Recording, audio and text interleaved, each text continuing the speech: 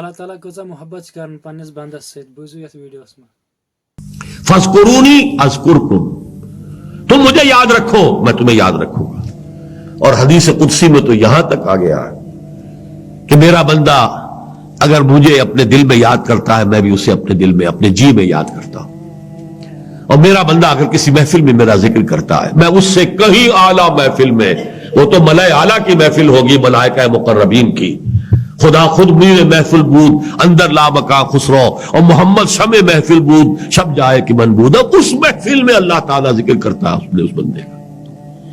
پھر آنے کا معاملہ میرا بندہ میری طرف چل کر آتا ہے تو میں دوڑ کر آتا ہوں، بارش بھراتا ہے میں ہاتھ بھراتا ہوں. یہ اللہ کی طرف سے دو طرفہ معاملہ ہے لیکن یک طرفہ نہیں ہوگا. فَلْيَسْتَجِيبُوا لِي وَلْيُؤْمِنُوا بِي، میرا کو حکم مانے، میری وفاداری کرے، مجھ سے محبت کرے. وَالَّذِينَ آمَنُوا أَشَدُّ حُبًّا لِلَّهِ، سب سے بڑھ کر محبوب میں ہو جاؤں.